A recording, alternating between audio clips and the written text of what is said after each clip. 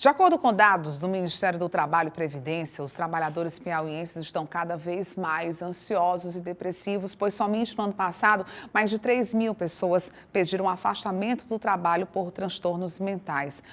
A gente vai acompanhar agora na reportagem os fatores que contribuem para esse índice e também falar de uma novidade, é que a partir do mês de maio, todas as empresas são obrigadas a prestar um auxílio à saúde mental dos trabalhadores.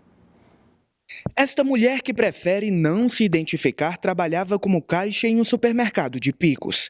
Ela conta que o ambiente de trabalho tóxico e explorador contribuiu para o desenvolvimento de graves problemas de saúde mental, que a levaram a ter que se afastar das funções.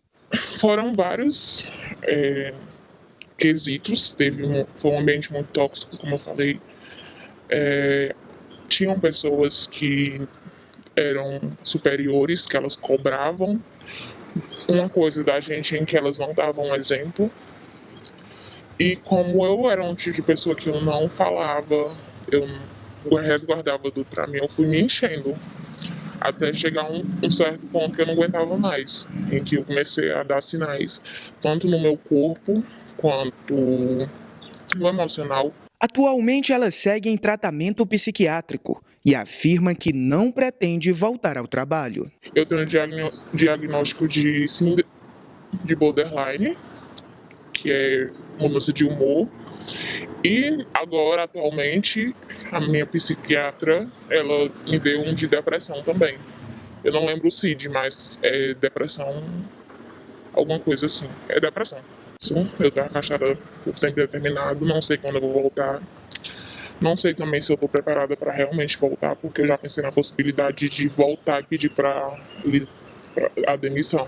Dados do Ministério do Trabalho e Previdência mostram que a ansiedade e a depressão são as principais causas de afastamento do trabalho no Piauí. Em 2023, o estado registrou 405 afastamentos por ansiedade e 396 por depressão. Já em 2024, os números dispararam. Foram 907 afastamentos por ansiedade e 895 por depressão. Esses números revelam que o trabalhador piauiense está mais ansioso e mais depressivo.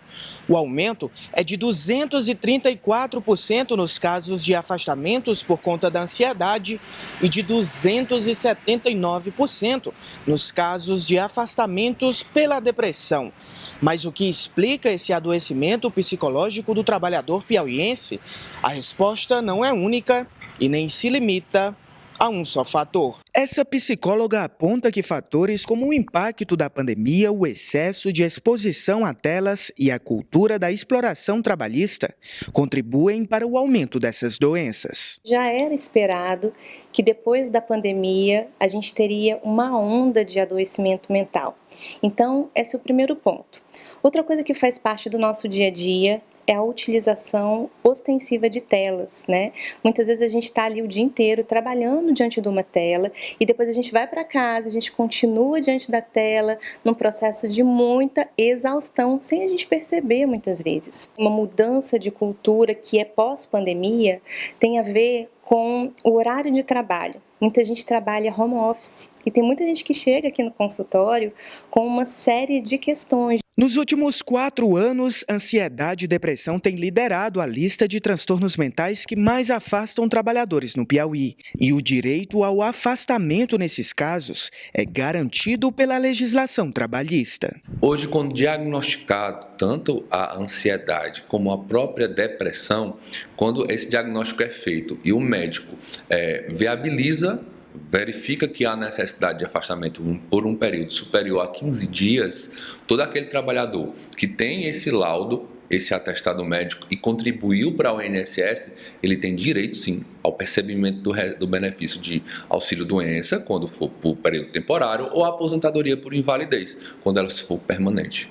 E para enfrentar esse problema a partir de maio deste ano, empresas de todo o Brasil vão ser obrigadas a adotar medidas para promover a saúde mental de seus funcionários. A exigência vem da atualização da norma regulamentadora número 1, implementada pelo Ministério do Trabalho e Emprego em agosto de 2024. Essa nova regra determina que riscos psicossociais como estresse, assédio e sobrecarga mental devem ser identificados e controlados pelos empregadores. Agora a gente tem, né, uma nova normativa, a NR1, que vai exigir das empresas monitorar, gerenciar os riscos psicossociais dentro da instituição.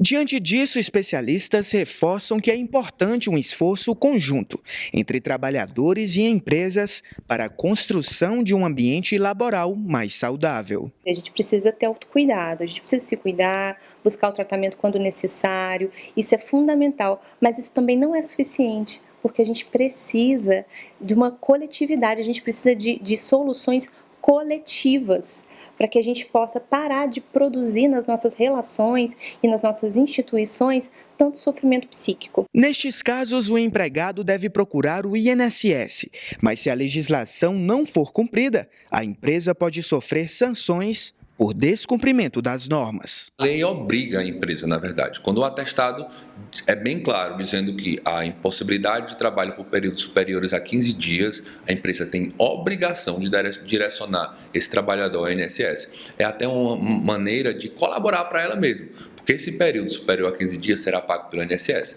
não pela empresa. O trabalhador ele pode, através dos canais do INSS, tanto o Meu INSS, que é um canal online, como 135, que é o canal de atendimento por telefônico, ou até mesmo através de um profissional, um advogado, ele pode buscar os seus direitos.